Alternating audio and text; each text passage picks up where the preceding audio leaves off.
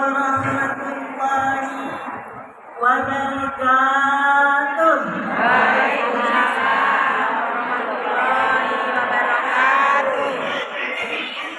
Pamila membeli nanas. Yang jawab salam kalau punya utang segera lunas. Di mana-mana kalau urusan duit itu aminnya paling gede.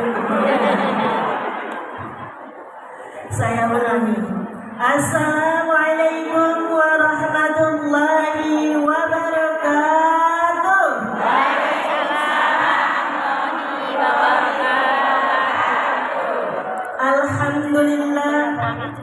Alhamdulillahilladzi bi ni'matihi tatimmus shalihat wa bi dzikrihi tazidul khairat wa bi syukrihi tazidul barakat.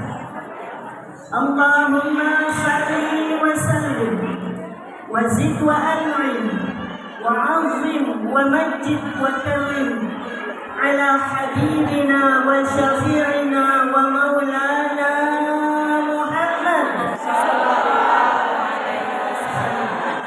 wa ala alihi wa ashabihi wa man tabi'ahu bi ihsanin ila yaumiddin.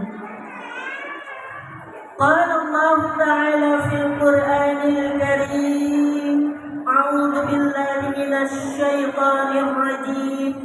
Bismillahirrahmanirrahim. Wa innaka la'ala khuluqin 'azim. Wa qala aydan fi ayatin ukhra, laqad kana lakum fi rasulillahi uswatun hasanah liman kana yarjullaha wal yawmal akhir wa dzakarallaha katsiran. Wa qala Rasulullah sallallahu alaihi wasallam, innama bu'istu liutammima makarimal akhlaq. Sadaqallahul azim wa sadaqa rasuluhun nabiyul habibul karim wa nahnu ala dzalika minasy syahidin. Amma ba'du. Al-muhtaramat wal mukarramat, para ulama, para asatidat, para asatid dan asatidat, wabil khusus guru kita Ibu Ustazah Nur Aini, dan juga wabil khusus Ustazah Munjiah, dan juga Ibu Ustazah Guru Suryana, dan juga Ibu Ustazah Siti Rohaini. Kita doakan ibu guru-guru kita. Penting sekali untuk mendoakan guru-guru kita ini, karena kita ini ya Bu, dari mulai kita lahir sampai kita mati, kita itu sangat membutuhkan para ustazah. Betul? Ibu waktu hamil dulu, usia 4 bulan, 7 bulan, ibu ngadain walimatul hamil. Siapa yang ibu mintai tolong untuk mendoakan di acara itu? Ustaz atau ustaz. Bahkan kalau kita sedang kena musibah, ada seseorang dari keluarga kita yang meninggal, siapa yang kita mintai tolong untuk menjadi imam sholat jenazah? Ustaz. Bukan ustazah ya, ustaz. Dan juga kalau misalnya ibu anak ibu yang sudah lahir putra ataupun putri, kemudian ibu pengen akikah, ngadain walimatul akikah, siapa yang ibu mintai tolong untuk doain? Ustaz atau ustazah, gitu ya. Ibu punya rezeki yang banyak sampai ibu bisa bikin rumah baru, bangunan baru, ibu pengen ngadain selamatan, namanya walimatul wakirah. Siapa yang ibu panggil untuk minta doanya supaya rumahnya ibu menjadi rumah yang berkah dalam tasyakuran itu? Kalau bukan ustazah siapa? Semuanya kita masih butuh ustazah. Maka dalam kesempatan ini, Masya Allah, majelis ini mudah-mudahan bertambah barokahnya karena dihadiri oleh para asatidzah al-karamat yang al-muhtaramat. Kita doakan mudah-mudahan beliau-beliau ini Allah panjangkan umurnya, Allah sehatkan jasmaninya, Allah tambah berkah ilmunya, Allah tambah istiqamahnya, dan Allah tambahkan luaskan rezekinya. Amin ya rabbal alamin. Dan juga wabil khusus terutama kepada ketua panitia, tadi sudah diperkenalkan, beliau kakak saya langsung, kami 11 bersaudara, tapi saya agak boros ya Bu ya. Jadi saya adiknya langsung, beda kami 2 tahun. Berkat beliau saya bisa bersilaturahim ke tempat ini. Mudah-mudahan silaturahim ini, kumpul kita di sini menjadi kumpul yang berkah. Amin. Syukur-syukur kita bisa pergi ke Mekah. Amin. Bisa tawaf di Ka'bah. Amin. Bisa sa'i dari Safa ke Marwah.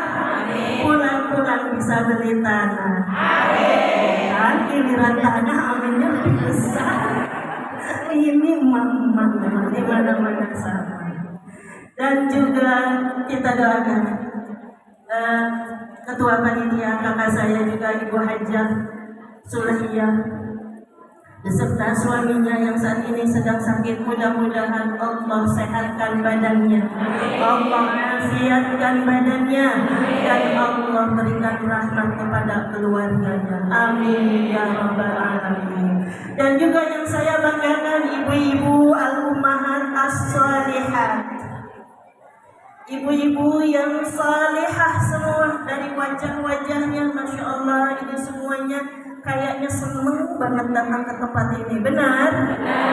Berarti senang ini cerminan dari hati ibu yang bersih, insya Allah.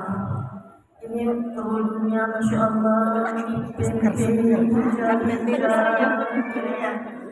ke pasar baru beli nanas, kerudung baru dah pada lunas.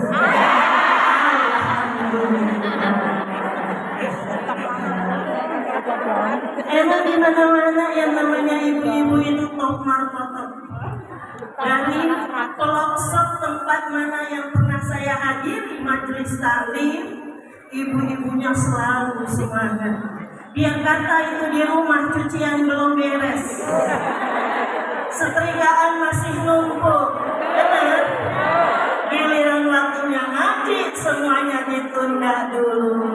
Masya Allah. Maka saya sering terharu sama ibu-ibu. Maka kita doakan sama-sama di sini. Semuanya tanpa terkecuali, terutama juga para panitia ini, Masya Allah, dengan wajah tertib tapi masih sumringah. Mudah-mudahan ini kerjanya panitia. Ada yang menyumbangkan tenaganya, ada yang menyumbangkan pemikirannya. Bahkan saya lihat tidak saja ibu-ibunya, tapi bapak-bapaknya juga semangat bersihin masjidnya. Benar? Masya Allah. Kita doakan, mudah-mudahan semua yang hadir di tempat ini tidak terkecuali, satu pun tidak terkecuali, sebagaimana kita dikumpulkan di tempat ini, Allah akan mengumpulkan kita nanti di taman surganya. Allah akan pertemukan kita dengan Rasul kita Muhammad sallallahu alaihi wasallam. Allahumma syurna fi zumrati. Ya Allah, kumpulkan kami semua yang hadir di tempat ini di barisanmu ya Rasulullah. Amin ya rabbal alamin. Ibu-ibu yang dirahmati oleh Allah, ini sebenarnya saya kalau berbicara di sini ini namanya menggarami lautan. Lautan itu rasanya apa, Bu? Kalau digaramin kan percuma. Artinya apa? Yang hadir di sini adalah orang-orang yang luar biasa. Apalagi yang di depan kita, guru-guru kita, Masya Allah, ilmunya semuanya mumpuni. Maka kehadiran di sini saya sebenarnya pelengkap penderita saja ya Bu. Tapi meskipun sedikit, mudah-mudahan ada yang ingin Ibu ingat, yang ingin Ibu bawa kemana? Ke rumah tentunya. Ibu-ibu yang dirahmati oleh Allah. Iya, kita baca dulu nih. Ini foto nih Bu ya Bu ya. Iya. Ini loh foto saya 2-3 tahun yang lalu waktu masih kayak Syahrini. Sekarang kayak Syahrono. Ini apa itu namanya? Temanya meneladani akhlak serta meningkatkan kecintaan kita kepada Rasulullah SAW. Bu, cinta sama Rasulullah. Beneran? Cinta mana ibu kepada Rasulullah dengan kepada suami ibu? Nah, suami ibu ada 2. Cinta mana ibu kepada Rasulullah atau kepada suami ibu? Oh, enggak mantap. Lebih cinta mana ibu kepada Rasulullah atau kepada suami ibu? Yang mantap jawabnya Rasulullah. Kira-kira marah nggak suami ibu? Enggak. Istrinya cinta sama Rasulullah, cintanya tiada tara. Kata Rasulullah Sallallahu Alaihi Wasallam, "Man ahabbani, siapa yang cinta kepadaku, maka dia nanti mai di surga Allah." Tapi cinta itu nggak cuma di bibir. Buktinya apa? Ibu cinta sama Rasulullah, buktinya apa? Baca sholawat. Oke. Kalau kita lihat dari sini, kata Rasulullah, kalau cinta kepadaku, buktinya adalah menghidupkan sunnah-sunnahku. Itu. Jangan cuma mulutnya mengatakan, ya Rasulullah, ana uhibbuka fillah, ya Rasulullah, aku cinta kepadamu. Tapi sama tetangga udah 2 kali lebaran belum juga tegur sapa. Ada? Aku cinta kepada Rasulullah, tapi kalau lagi ngumpul sama tetangga, aib suami diceritain. Ada nggak? Pakai kerudung apa?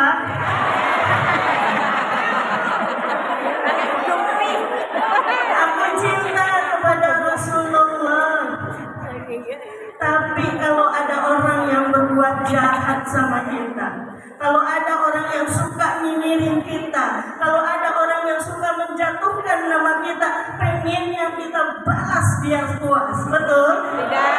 Oh, alhamdulillah, itu di sana. Di sini nggak ada yang seperti itu. Lihat dari wajahnya semuanya solehah semua. Amin. Amin ya rabbal alamin. Itu terkadang kita mania, terutama saya nih, masih belum bisa seperti Rasulullah. Kalau ada yang nyinyirin kita, yang jahat sama kita, yang benci sama kita, yang suka menjatuhkan nama kita, pas orang itu lewat ke rumah kita naik motor, naik motor dulu. Tuh orang yang membenci kita terus tuh, yang suka menjatuhin nama kita, tiba-tiba dia naik motor lewat. Nggak ada hujan, nggak ada gempa, tahu-tahunya musuh jatuh. Motornya jatuh, dianya berdarah-darah. Kira-kira ibu yang selama ini difitnah oleh dia, ibu yang selama ini dinyinyirin dia, kira-kira mau ngomong apa pas lihat dia jatuh?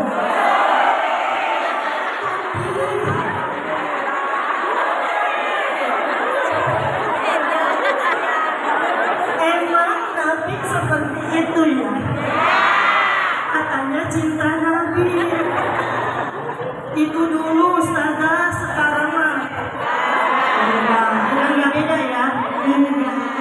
Apalagi nanti nih, setelah kita mengadakan Maulid Nabi, setelah kita mendengar cerita tentang akhlak Nabi, kita kita ingin seperti Nabi, sebagaimana para sahabat begitu mencintai Rasulullah.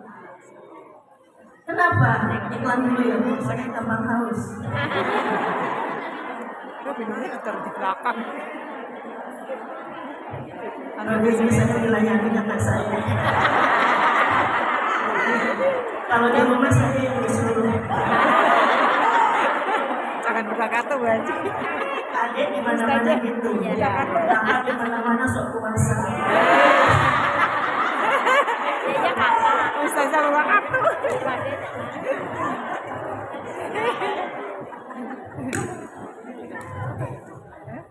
Ibu-ibu yang dirahmati oleh Allah. Ternyata jujur nih tadi kita ngakuin ya Bu ya. Kalau ada orang yang gendam sama kita, yang suka fitnah kita, pengennya balas tapi takut. Takutnya mudah-mudahan kata Allah. Iya, Takutnya sama Allah. Lalu bagaimana sikapnya? Bagaimana sikap Rasulullah ketika beliau disakiti? Maka cucu beliau yang bernama Hasan dan Husain bertanya kepada ayahnya yaitu Ali bin Abi Thalib, "Ya Abi, wahai ayahku, aku ingin sekali mendengar tentang sikap kakekku yang sangat mulia itu. Bagaimana sikapnya ketika beliau menghadapi musuh-musuhnya? Bagaimana sikap beliau ketika beliau menghadapi orang-orang yang membencinya?" Maka Ali bin Abi Thalib menceritakan bahwa Rasulullah ini waktu tinggal di Mekah, Rasulullah itu dakwah 2 periode ya Bu ya. Pertama beliau dakwah di Mekah selama berapa tahun? 13 tahun, kemudian hijrah ke Madinah 10 tahun. Waktu di Mekah, setiap kali beliau membuka pintu rumahnya, itu di depan rumah banyak sekali tumpukan sampah yang sengaja sama orang yang dengki sama beliau ditaruh sampah itu di depan rumahnya. Ibu kalau kira-kira begitu apa yang ibu lakukan? Nyari orangnya, tolak pinggang, minimal ngaduk sama RT. Rasulullah cuma nyapuin, dibuang sampahnya ke tempat sampah. Esok hari begitu lagi, sampai beberapa hari. Akhirnya ketika beliau buka itu pintu, kok sampahnya nggak ada. Sampahnya nggak ada, celeng-celinguk. Mana kok sampah nggak ada? Biasanya ada sampah di sini. Ketika Rasulullah celeng-celinguk, ada yang tanya, "Ya Rasulullah, cari siapa?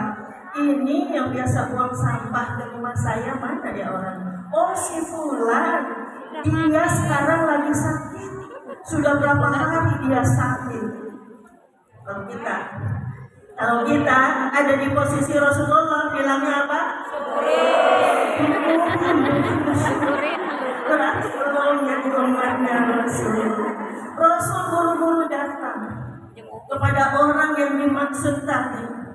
Kira-kira orang yang tadi sakit itu, yang suka ngejahatin Rasul, didatengin orang yang selama ini dia jahatin, dia malu hati enggak? Dia bukan cuma malu, tapi dia meneteskan air mata. Ternyata orang yang selama ini dia dengki, justru orang yang pertama yang nengok dia. Masya Allah, berapa banyak orang yang masuk Islam gara-gara keluhuran sifat dan sikap Rasulullah Shallallahu Alaihi Wasallam. Masih banyak sejarah membuktikan. Salah satu buktinya ada seorang Yahudi dari Bani Israel, yang kalau katakan orang-orang Bani Israel Yahudi itu orangnya keras hati. Maka suatu saat Rasulullah Shallallahu Alaihi Wasallam sudah wafat. Suatu saat besannya Rasulullah yang juga sahabatnya, ayahnya Aisyah, siapa namanya? Abu Bakar. Ayahnya Aisyah, Abu desanya Bakar. mertuanya Rasulullah. Abu Bakar. Abu Bakar Siddiq Hasan. Beliau datang ke rumahnya Aisyah. Ini para sahabat ini cinta kepada Rasulullah luar biasa, nggak cuma di mulut. Abu Bakar datang ke rumah Aisyah mau ngapain? Wahai anakku Aisyah, adakah di antara sikap Rasulullah, sifat Rasulullah, apa yang dilakukan Rasulullah yang belum aku tiru? Coba ceritakan pada ayahmu, aku ingin menirunya. Aku ingin menjalani sunnah-sunnahnya. Adakah yang belum aku jalani, wahai putriku? Kata Aisyah, wahai ayahku, suamiku Rasulullah setiap pagi datang ke pasar. Mau ngapain? Di sana ada seorang pengemis tua, buta matanya, bukan Islam, seorang Yahudi. Pengemis itu tidak ada yang ngurusin. Rasulullah tiap pagi datang ke sana untuk ngasih makan, langsung nyuapin, bukan cuma bagi box nasi. Kalau kita Jumat berkah bagi box nasi apa sekalian nyuapin? Bagi box nasi, udah gitu ngasihnya satu minta difoto. Selfie, langsung ke Facebook. Jumat berkah, alhamdulillah. Rasulullah nggak cuma ngasih makan tapi nyuapin dari tangan yang mulia itu kepada pengemis tua. Siapa pengemis tua itu? Pengemis tua itu adalah seorang Yahudi yang setiap hari di pasar itu kerjaannya cuma menghina Rasulullah. Maka ketika Abu Bakar datang ke sana, alangkah kagetnya melihat pengemis tua yang dimaksud, karena dia itu sedang nyelocos mulutnya. Hei orang-orang yang lewat, kan di pasar nih banyak orang lewat. Hati-hati, hati-hati kamu jangan terpengaruh oleh Muhammad. Dia itu ahli sihir, dia itu ahli, dia itu bilang, jangan kalian terpengaruh oleh Muhammad. Gimana coba perasaan Abu Bakar melihat orang, mendengar orang yang dicintai dihina oleh orang yang selama ini ditolongnya. Hampir saja Abu Bakar balik lagi gak jadi mau nyuapin, saking hatinya sedih. Tapi dia karena dia ingin meniru sikapnya Rasulullah, akhirnya orang itu disuapin dengan penuh, nahan gejolak amarah. Nah, Abu Bakar tadi tidak terima orang yang dicintainya itu selalu menghina. Dia suapinnya mungkin tidak seperti Rasulullah, karena Rasulullah sangat lembut. Sambil disuapin, sambil ngoceh-ngoceh. Kamu ya, kamu juga jangan kamu dekatin Rasulullah, jangan kamu dekati Muhammad. Dia itu ahli tenun, dia itu tukang sihir. Kalian jangan sampai terpengaruh. Akhirnya sama Abu Bakar ketika disuapin, sendoknya didorong saking keselnya. Sampai akhirnya orang itu sadar, hai, engkau ini bukan yang selama ini nyuapin aku. Enggak, aku itu dia. Bukan. Kamu beda orangnya. Pasti kamu bukan dia. Padahal itu yang namanya Abu Bakar sudah netes-netes air matanya, sedih mendengar orang yang dikasihinya dihina sedemikian rupa. Terus si pengemis itu tanya, kemana dia? Kamu pasti bukan dia. Akhirnya Abu Bakar ngaku, betul, aku bukan dia. Kalau begitu dia siapa? Kemana dia? Dia telah wafat beberapa hari lalu. Tertunduk si pengemis itu, saking sedihnya orang yang selama ini ngasihani dia, nyuapin dia, ternyata sudah wafat. Ceritakan kepadaku siapa dia. Aku belum ucapin terima kasih karena aku juga tidak bisa melihat siapa dia. Atau Abu Bakar, benar kamu ingin tahu siapa dia? Ya, saya ingin tahu siapa dia. Dia adalah Nabi Muhammad Sallallahu Alaihi Wasallam. Orang yang selama ini kamu hina, orang yang selama ini kamu komporin orang-orang untuk tidak mengikuti dia itu punya hati yang sangat amat lembut. Itu orang yang keras hatinya si Yahudi, yang katanya memang keras hatinya, akhirnya luluh juga dengan sifat agungnya Nabi sampai dia meneteskan air mata. Duhai, kata dia, sungguh aku ini seorang yang sangat buruk. Oh, ini putri saya, orang yang sangat buruk. Buruk mulutku, bagaimana aku bisa menghina, menghardik, memojokkan orang yang selama ini lembut hatinya. Wahai engkau, siapakah engkau? Aku ingin bersaksi. Asyhadu an la ilaha illallah wa asyhadu anna Muhammadar Rasulullah. Masuk Islam lagi karena kelembutan hati Rasul. Bisa kita begitu? Berarti mulai dari sekarang kalau ada orang yang benci kita, jangan balas. Kalau ada orang yang ngegibahin kita, jangan balas. Kalau ada orang yang mengkhianati kita, jangan balas. Cukup serahkan kepada Allah.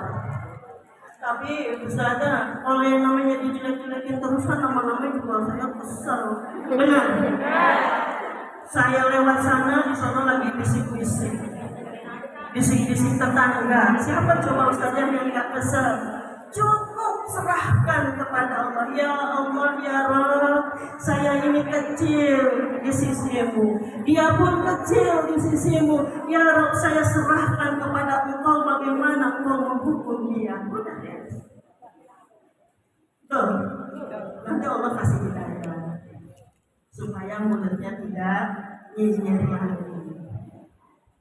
Ibu-ibu yang dirahmati oleh Allah Subhanahu wa taala. Ini di sini acaranya padat ya. Sampai ini terus apa terus?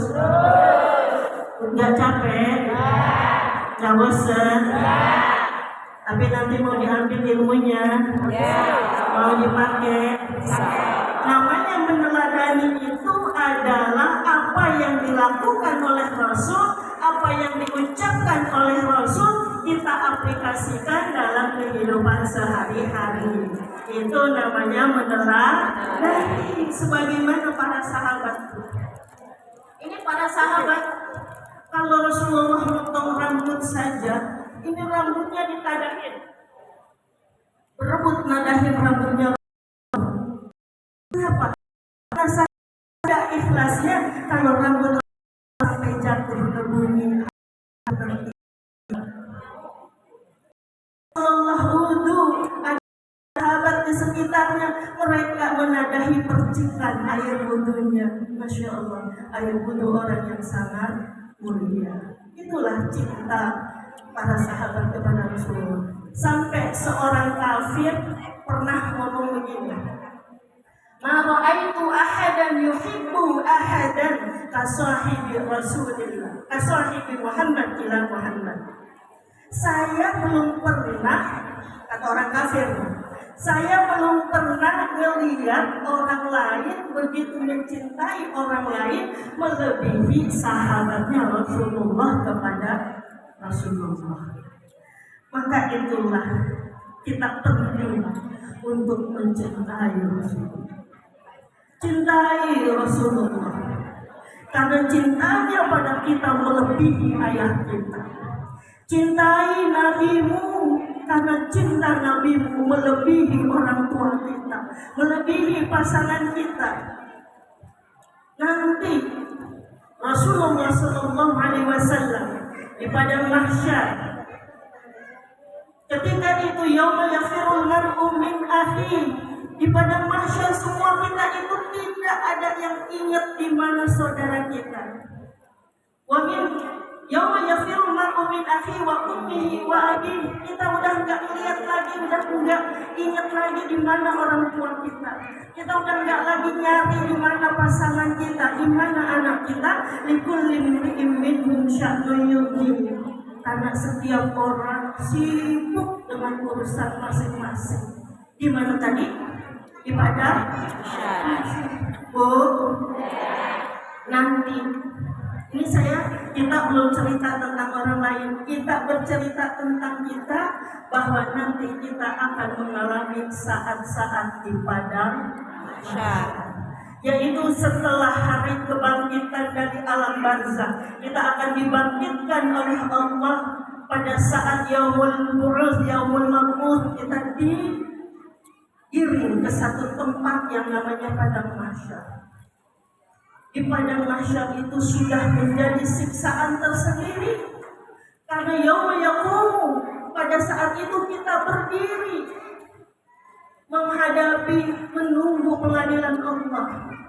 Berdirinya bukan cuma sejam, berdirinya bukan cuma sehari, tapi berdirinya 50.000 tahun. Ya Allah, kuat nggak berdiri? Nggak usah 50.000 tahun. Ibu apel bendera dari pagi sampai sore, nggak makan, nggak minum, kuat nggak? Tapi masalahnya di sana nggak ada semaputnya, nggak ada matinya. Sedangkan dunia syams, matahari didekatkan kepada kita manusia yang letaknya qadra mail, hanya 1 mil. 1,5 kilo, 1 mil itu jarak matahari dengan kita. Betapa panasnya, betapa menggosongkannya, sehingga setiap orang berkeringat dengan keringat yang sangat deras sesuai dengan dosanya. Banyak orang yang sudah tidak tahan. Kenapa? Karena menunggu di padang mahsyar itu sangat lama. Pengadilan Allah belum juga dimulai, sampai orang-orang kafir mengatakan, "Ya Rabbi, wahai Tuhan kami." Ini orang kafir nggak mengakui, tapi sudah tidak bisa lagi bertaubat. "Ya Tuhan, seandainya Engkau masukkan aku ke dalam neraka, masukkan aja sekarang, kami sudah tidak kuat. Kami tidak kuat di padang mahsyar yang sangat panas. Kita telanjang kaki, telanjang badan, keringatnya bau busuk." Maka semua para nabi dimintai tolong untuk berdoa kepada Allah. Tidak ada satupun yang bisa menolongnya. "Nafsi, nafsi," kata Nabi Adam, "aku pun punya dosa. Aku punya dosa satu." Jadi yang diingat di padang mahsyar ini oleh para anbiya bukan amal soleh, tapi dosa. Kata Nabi Adam, "aku punya dosa satu, yaitu aku melanggar larangan Allah makan buah khuldi, sehingga aku diturunkan dari surga." Maka bagaimana aku bisa menolongmu? Menolong diri sendiri saja aku tidak tahu. Gimana kita? Dosanya satu apa berapa? Cita-citanya masuk apa? Surga. Tapi dosanya banyak. Nabi Adam satu aja, "Nafsi, nafsi." Saya nggak tahu apakah saya bisa menolong diri saya, apalagi menolong kalian umat manusia. Terus pindah ke Nabi Nuh, pindah ke Nabi Ibrahim, pindah ke Nabi Musa, umat Islam, umat manusia, minta pertolongan, tidak ada satupun yang mampu menolong. Maka orang terakhir yang ditolong, yang diharapkan mampu menolong adalah maqaman mahmuda, yaitu seorang yang menduduki kedudukan yang sangat tinggi, yaitu Nabi besar Muhammad SAW. Saat itu Nabi langsung naik ke arsy, sujud dengan sujud yang sangat lama. Saya cepat terus. Ibu enak ya dengerin.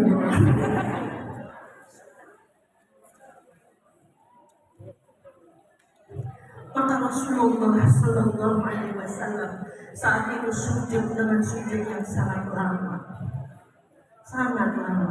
sampai kemudian Rabb kita memanggilnya dengan lembut, "Ya Muhammad, ya Muhammad, irfa' ra'sak."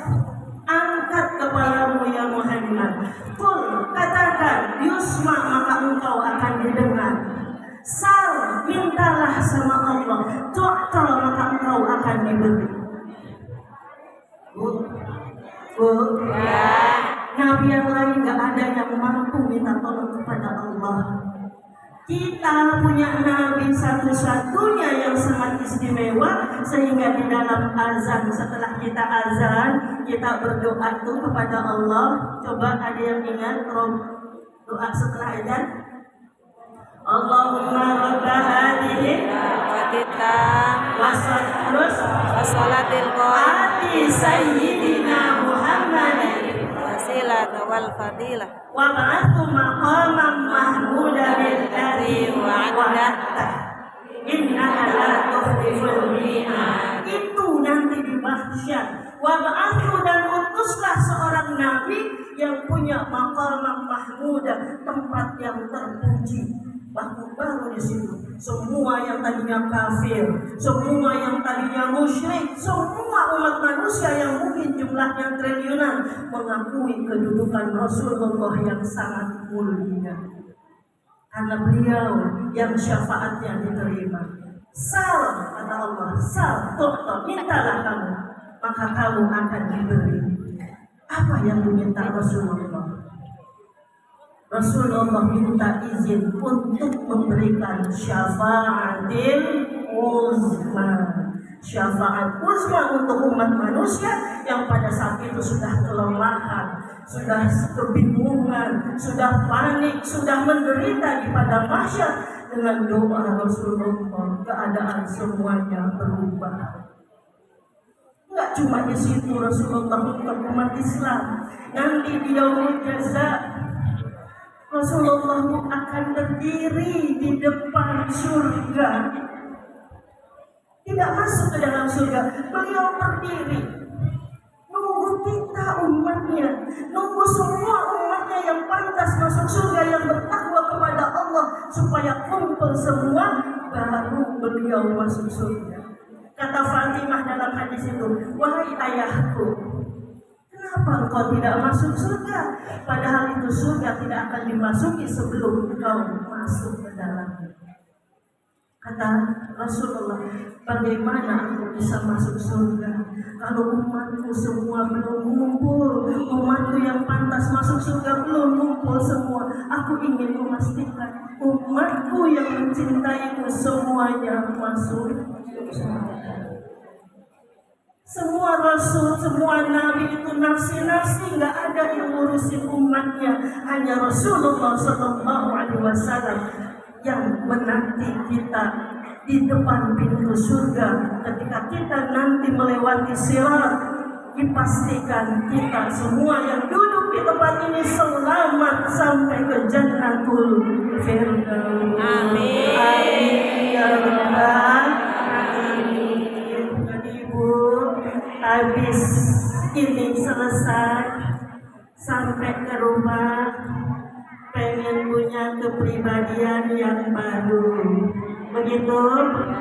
Akan lebih sabar, akan lebih bisa kata afina linnas, gampang memaafkan orang. Itu ya Bu, karena ini waktu sudah juga semakin siang, saya hanya satu lagi. Apa itu sifat Rasulullah yang lainnya? Ini kalau berbicara tentang sifat Rasulullah itu sampai sore. Maka dikatakan Rasulullah SAW itu seorang yang sangat mulia, bahkan dimuliakan sebelum lahir, dimuliakan ketika lahir, dimuliakan setelah lahir dan hidup, dan dimuliakan setelah wafat dan nanti di padang mahsyar. Bu, bangga jadi umatnya Nabi.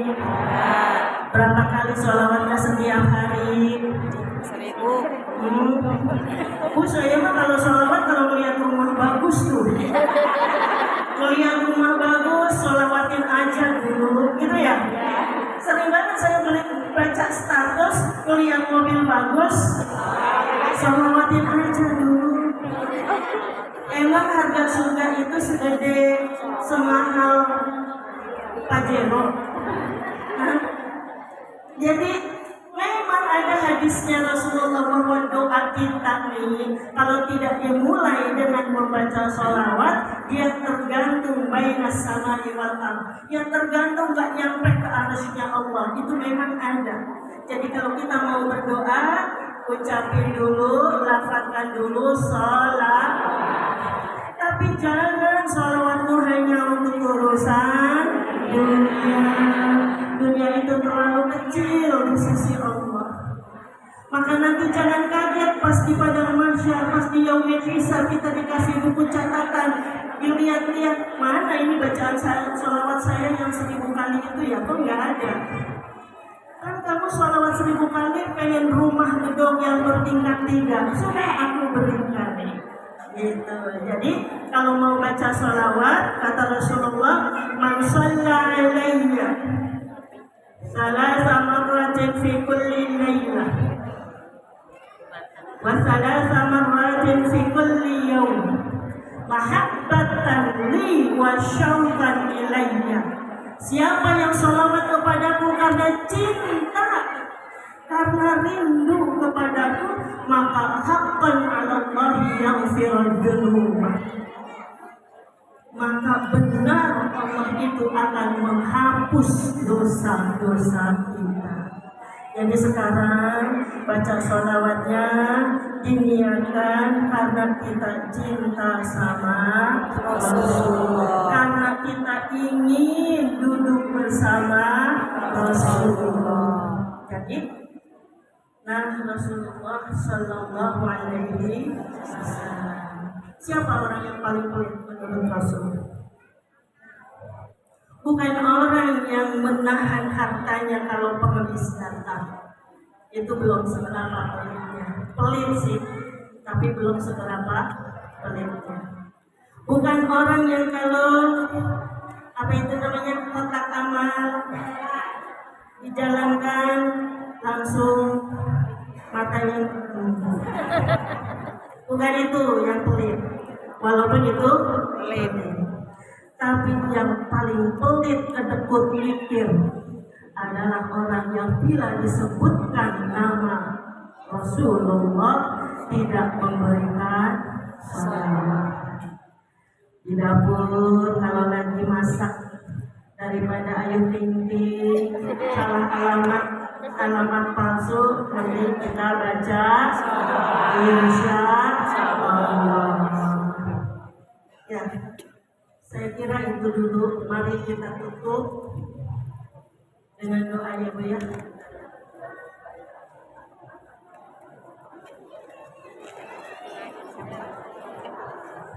Nggak ada pertanyaan kan? Ada sesi tanya jawab nggak? Nggak ada. Oke, baik. Insya Allah di sini sih, Masya Allah sudah lautan yang sangat asin. Jadi saya nggak usah menggarami lautan.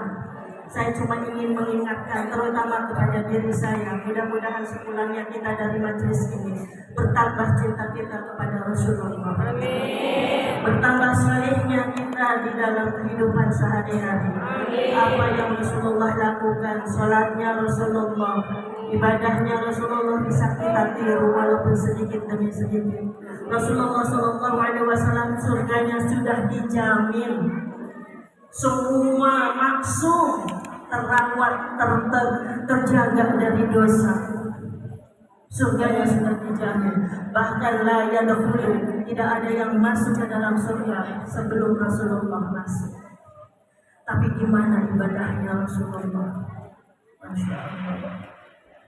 Sudah banyak kita ceritanya dengan cerita Aisyah, istri tercintanya, sampai mengatakan, ya Rasulullah, ya kalau sholat tahajud jangan lama. Rasulullah sholat tahajud dalam 1 rakaat itu surat Al-Baqarah 2 juz 4 lembar habis dalam 1 rakaat. Ibu kalau sholat tahajud bacaannya surat apa Bu?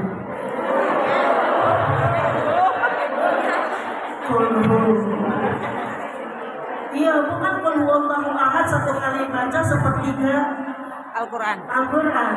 Berarti 10 juz. Lebih banyak qul daripada Al-Baqarah gitu. 1 kali sholat Al-Baqarah selesai, 1 kali rakaat. Sampai kemudian Aisyah saking sedihnya melihat kakinya Rasulullah bengkak-bengkak. Ya Rasulullah, bukankah engkau sudah dijamin masuk surga? Bukankah surga itu tidak akan dibuka sebelum engkau masuk? Kok ya sholat tahajudnya jangan lama-lama sampai bengkak seperti itu? Loh, emang Aisyah orang Jawa yang enggak? Lalu kata Rasulullah, apakah aku tidak boleh menjadi abd dan syakur, seorang hamba yang pandai bersyukur kepada Allah? Nah, kalau kita sudah begitu, Bu, sudah dijamin surganya, nah, udah deh. Tahajud juga kalau malam-malam bangun paling 2 rakaat, gitu ya Bu ya. Oh, surganya udah pasti, tapi sayangnya kita belum pasti surganya. Maka kalau kita ngandelin amal soleh kita yang gak berapa, yang gak seberapa itu amal soleh, rasa-rasanya kita sulit masuk surga. Oh, belum? Sedih ya. Kalau ngandelin amal soleh kita, ya Allah, gak ada apa-apanya. Yang kalau sholat isya ditunda-tunda karena sinetron belum selesai. Iya. Kalau sholat zuhur dilihat, Mami juga jam 12, ntar aja. Masak belum selesai, bebenah belum selesai, sampai bebenah selesai, itu sholat duha sudah kelewat. Maka dari sekarang sudah jangan tunda-tunda sholat. Ya Bu, saya juga sih pernah Bu, kaki saya sampai bengkak-bengkak gitu ya. Karena habis tawaf di mana? Di mall. Abang. Ketahuan kita itu yang merasa kalau tawaf di mall itu paling kencang. Alhamdulillah, walaupun kelihatannya kita bercanda, tapi insya Allah setelah pulang dari sini mahabbah kita kepada Rasulullah SAW akan lebih dan lebih lagi, karena beliaulah nanti yang akan memberikan syafaat kepada kita. Karena kalau cuma ngandelin amal kita, jangankan untuk beli tiket surga, untuk membayar nikmat yang sudah Allah berikan kepada kita, tekor. Benar ya Bu? Nikmat mata nih, yang dengan nikmat mata itu ibu-ibu bisa melihat saya yang segede gini, gitu ya Bu. Jangankan nikmat mata, ada satu alat, ada satu satu benda di sini buatan Allah di dalam pinggang kita segede kacang begini. Apa namanya Bu? Ginjal. Kecil. Tetapi kalau nikmat itu dicabut oleh Allah, kita nggak bisa pipis. Kalau nikmat ginjal itu dicabut oleh Allah, kita harus ke rumah sakit, harus cuci darah. Yang cuci darah itu alatnya saja segede kulkas pintu 2. 5 jam kita disuntik, dimasukkan darah kita alat suntik sebesar ini, kemudian darahnya keluar, dimasukkan ke dalam mesin, masukkan lagi ke dalam sini kita. Itu selama 5 jam. Kalau Allah cabut nikmat ginjal yang ada di pinggang kiri kita dan kanan kita, itu baru satu nikmat. Dan sekali cuci darah untuk hitungan sekarang 2.500.000 satu kali cuci darah, seminggu 2 kali, sebulan berarti berapa? Belasan juta. Maka Allah katakan, wa in ta'uddu ni'mat Allah, kalau kamu coba-coba menghitung nikmat Allah la tuhsuha. Bagaimana kita mau membeli tiket surga untuk membayar nikmat kita yang telah kita terima saja enggak cukup amal soleh kita. Maka kita butuh Rasulullah, kita butuh syafaat Rasulullah Sallallahu Alaihi Wasallam. Mudah-mudahan kita semua yang hadir di sini mendapatkan syafaatul khasiyah Rasulullah. Amin. Mari kita tutup dengan doa. Bismillahirrahmanirrahim. Astaghfirullahaladzim. Astaghfirullahaladzim. Astaghfirullahaladzim. Bismillahirrahmanirrahim. الحمد لله رب العالمين حمد الشاكرين حمدا يوافي نعمه ويكافي مزيده يا ربنا لك الحمد كما ينبغي لجلال وجهك ولعظيم سلطانك اللهم صل على سيدنا محمد صلاة تنجينا بها من جميع الأحوال والآفات وتقضي لنا بها جميع الحاجات وتطهرنا بها من جميع السيئات وترفعنا بها عندك أعلى الدرجات وتبلغنا بها إلى أقصى الغايات من جميع الخيرات في الحياة وبعد الممات اللهم بحرمة سيدنا محمد النبي الكريم وعلى آله وأصحابه السالكين لنهجه الطويل اجعل لنا يا الله اجعلنا يا الله من خيار أمته واحشرنا يا الله يوم القيامة في زمرته وأحينا يا رسول يا الله مستمسكين بسنته وطاعته وأمتنا يا الله يا ربي على سنته وجماعته اللهم أدخلنا معه الجنة آمين. فإنه أول من يدخلها وأنزلنا يا الله معه في قصورها فإنه أول من يدخل وينزل في قصورها ربنا هب لنا من أزواجنا وذرياتنا قرة أعين واجعلنا للمتقين إماما اللهم لا تدع في مقامنا هذا ذنبا إلا غفرته آمين. ولا عيبا إلا سترته آمين. ولا هاما إلا فرجته Amin. Ya Allah ya Rabb, kami yang berkumpul di sini bermohon kepadamu ya Allah dengan menyebut namamu Asmaul Husna ya Ghafur. Bila ada di antara kami ya Allah yang datang ke tempat ini dengan membawa banyak sekali dosa-dosa yang telah dikerjakan masa lalu ya Allah, jangan biarkan Engkau membiarkan kami sendirian. Jangan biarkan kami meninggalkan tempat ini kecuali Engkau telah mengampuni dosa-dosa kami ya Allah. Amin. Wala hamman illa farajtah ya Allah. Bila ada di antara kami yang datang ke tempat ini membawa kegelisahan hati karena terlalu banyak masalah yang dia hadapi, baik masalah di dalam rumah tangganya ya Allah, baik masalah dengan pasangannya ya Allah, maka jangan biarkan dia sendirian. Berikanlah ya Allah solusi untuk segala masalahnya ya Allah. Allahumma alif qalbaha wa qalbahu kama alafta qalba nabiyyina Muhammadin wa Khadijah. Ya Allah, bila di antara kami di sini yang perkawinannya sudah di ujung tanduk, yang perkawinannya sudah di tepi jurang, ya Allah selamatkanlah perkawinan mereka ya Allah. Ikatkan perasaan mereka antara suami dan istri sebagaimana Engkau ikatkan perasaan Nabi Muhammad sallallahu alaihi wasallam dengan Khadijah. Ya Allah, wala maridan illa syafaitah.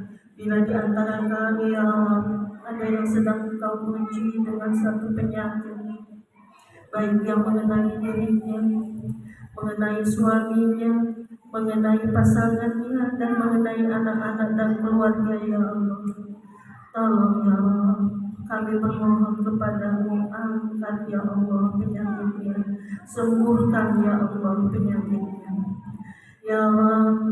Bila di antara kami ada yang diuji dengan keuangannya, hutang yang bertumpuk-tumpuk, maka luaskan rezeki kami ya Allah, lunaskan hutang-hutang kami ya Allah, jauhkan kami dari segala kesulitan ya Allah. Ya Allah, idza kana hadzal yaum baqiyatu hayatina faj'al baqiyatana hayatan thayyibah. Ya Allah, jika hari ini kami memulai hidup baru dengan amalan-amalan yang lebih saleh lagi ya Allah, tolonglah kami Wala haula wala quwwata illa billah. Tidak ada ibadah yang bisa kami lakukan kecuali dengan pertolongan-Mu ya Allah. Berikanlah kami pertolongan agar kami mudah melakukan segala ketaatan-ketaatan ya Allah. Ya Rabb, idza kana hadzal yaum akhiru hayatina, idza kana hadzal yaum akhiru hayatina, faj'alna lana husnal khatimah wa qawwi lisanana qawla la ilaha illallah Muhammadur Rasulullah. Ya Rabb, jika hari ini adalah hari terakhir kami hidup di dunia, jika hari ini kami harus menghadap-Mu ya Rabb, jika hari ini adalah ajal kami datang ya Rabb, jadikanlah akhir hidup kami husnul khatimah. Wa qawwi lisanana, kuatkan ya Allah lisan kami qaula la ilaha illallah Muhammadur Rasulullah. Kuatkan lisan kami ya Allah untuk melafazkan kalimat tauhid di akhir ajal kami ya Allah. Mudahkan lisan kami untuk mengucapkan la ilaha illallah Muhammadur Rasulullah. Wa tujibuna bil kalimati tammah ya ayyatuhan nafsul mutmainnah, irji'i ila rabbiki radiyatan mardiyah, fadkhuli fi ibadi wadkhuli jannati. Ya Rabb, ketika kami menghembuskan nafas terakhir dengan lafaz tauhid seperti itu ya Allah, mohon sambut roh kami dengan kalimat-Mu yang indah. Mohon jemput roh kami dengan kalimat-Mu yang indah. Wahai jiwa yang tenang, kembalilah kepada Rabb-Mu dalam keadaan Engkau ridha dan diridhoi oleh-Mu. Masuklah kalian ke dalam hamba-hamba-Ku yang saleh. Masuklah kalian ke dalam surga-Ku. Ya Allah, sambutlah roh kami dengan ucapan-Mu yang indah seperti itu ya Allah. Rabbi ij'alni muqimas shalah wa min dhurriyyati rabbana wa taqabbal du'a. Rabbana hab lana min azwajina wa dhurriyyatina qurrata a'yun waj'alna lil muttaqina imama. Allahumma ij'al awladana awladan salihin hafidhin al-Qur'an wa sunnah mubarakan hayatuhum fid dini wad dunya wal akhirah.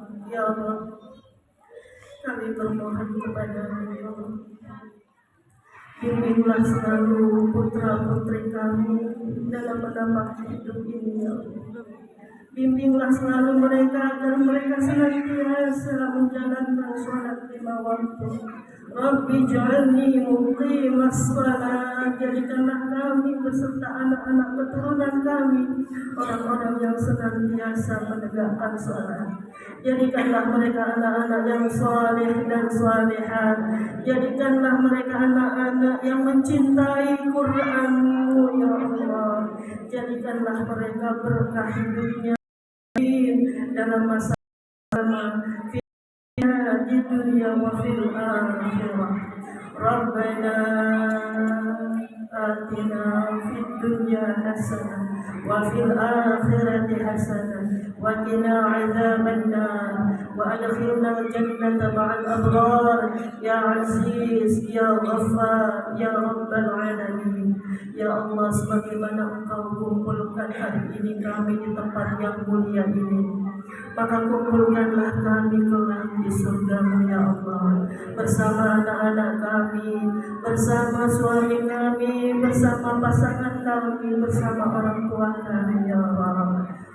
سبحان ربك رب العزة عما يصفون وسلام على المرسلين والحمد لله رب العالمين. الفاتحة. أعوذ بالله من الشيطان الرجيم. بسم الله الرحمن الرحيم. الحمد لله رب العالمين الرحمن الرحيم مالك يوم الدين. إياك نعبد وإياك نستعين. اهدنا الصراط المستقيم صراط الذين أنعمت عليهم غير المغضوب عليهم ولا